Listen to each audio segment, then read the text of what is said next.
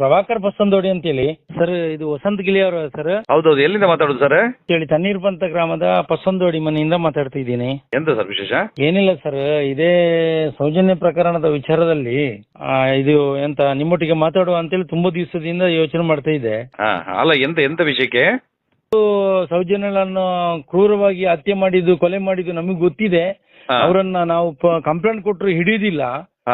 ನಾವು ಪ್ರಭಾವಿಗಳ ಒತ್ತಡದಿಂದ ನಮಗೆ ನ್ಯಾಯ ಸಿಗುದಿಲ್ಲ ಅಂತೇಳಿ ಅಲ್ಲಿ ಹೇಳ್ತಾರೆ.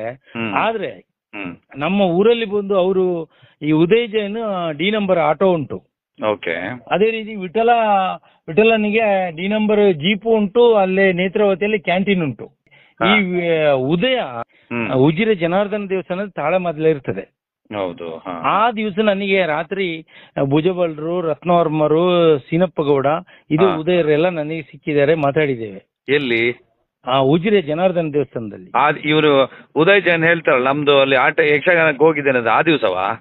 ಹೌದೌದು. ಸರಿ ಸರಿ, ವೆರಿ ಗುಡ್. ಆ ದಿವಸ ನಾವು ಆ ದಿನ ಉದಯ್ ಜೈನ್ ನಿಮ್ಗೆ ಸಿಕ್ಕಿದ್ರ ಅಲ್ಲಿ ಮಾತಾಡ್ಲಿಕ್ಕೆ? ನೋಡಿದ್ರಿ ನೀವು ಅಲ್ವಾ? ಹೌದು, ನೋಡಿದ್ದೇನೆ, ಅವ್ರ ಜೊತೆ ಮಾತಾಡಿದ್ದೇನೆ. ಸರಿ ಸರಿ ಸರಿ. ಅದ್ರ ನಂತರ ತಾಳೆಮದ್ಲೆ ಮುಗ್ದು ನಾನು ಉಜಿರೆ ಮನೆಗೆ ಬಂದೆ. ನನ್ಗೆ ಹಳೆಪೇಟೆಯಲ್ಲಿ ಮನೆ ಉಂಟು, ಆ ಉಜಿರೆ.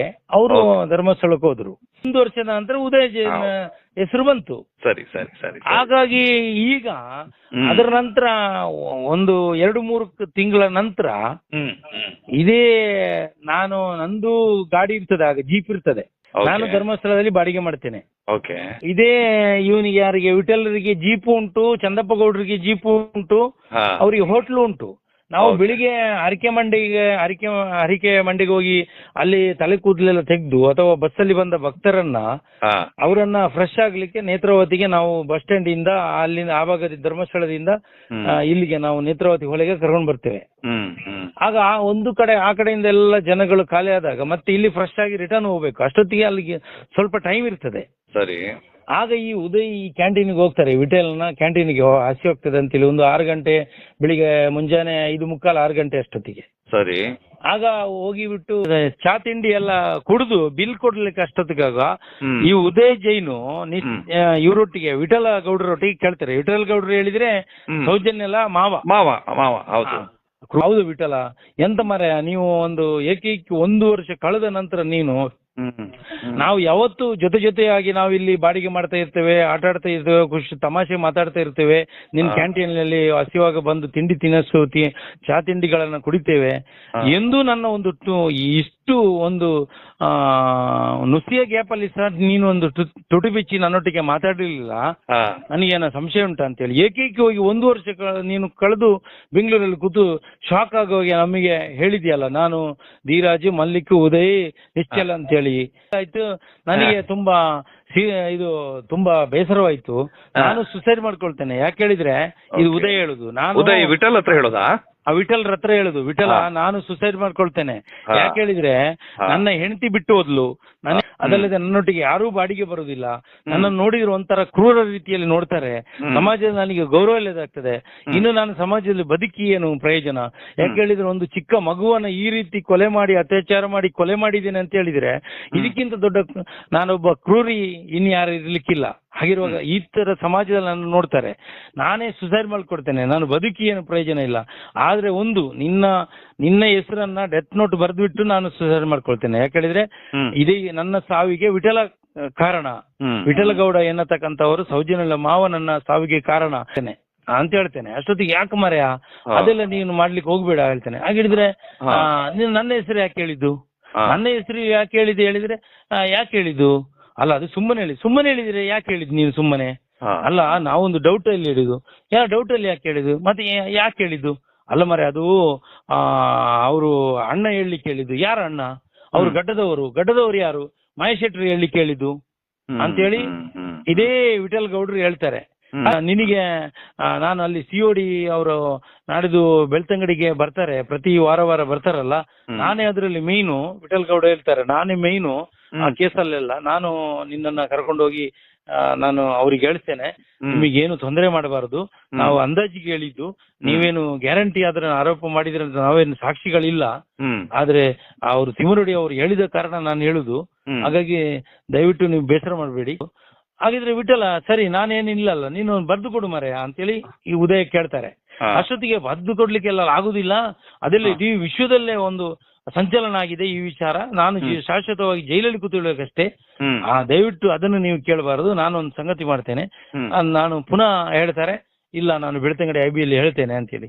ಆಗ ಇವ್ರು ಕೇಳ್ತಾರೆ ಸರಿಯಪ್ಪ ನಾನಿಲ್ಲ ಅಂತ ಹೇಳಿದ್ರೆ ನೀನು ಧರ್ಮಸ್ಥಳಕ್ಕೆ ಮಂಜುನಾಥ ನಕ್ಷತ್ರ ಹತ್ರ ಆನೆ ಪ್ರಮಾಣಕ್ಕೆ ಬಾ, ಇಲ್ಲ ಕಾಣತೂರಿಗೆ ಬಾ, ಪತ್ರಿಕೋಷ್ಠಿ ಮಾಡುವ, ನಾನಿಲ್ಲ ಅಂತ ಹೇಳಿ. ಅದೆಲ್ಲ ಬೇಡ, ನಾ ಒಂದು ಸಂಗತಿ ಮಾಡು, ನಿಮಗೆ ಏನು ತೊಂದರೆ ಆಗದಿದ್ರೆ ನಾನು ಜನ ಇದ್ದೇನೆ, ನಿಮಗೆ ಏನು ತೊಂದರೆ ಆಗದಾಗೆ COD ಅವರೊಟ್ಟಿಗೆ ನಾನು ಹೇಳ್ತೇನೆ. ಆದ್ರೆ ನೀನು ಒಂದು ಹೆಲ್ಪ್ ಮಾಡ್ಬೇಕು ನನಗೆ, ಹರ್ಷೇಂದ್ರ ಅವರ ಚಿಕ್ಕ ಮಗ ನಿಶ್ಚಲ್ ಜೈನ್ ಇದ್ದಾರೆ ಅಂತೇಳಿ ಒಂದು ರೆಕಾರ್ಡ್ ಮಾಡಿ ಕೊಡ್ಬೇಕು. ನಿನಗೇನು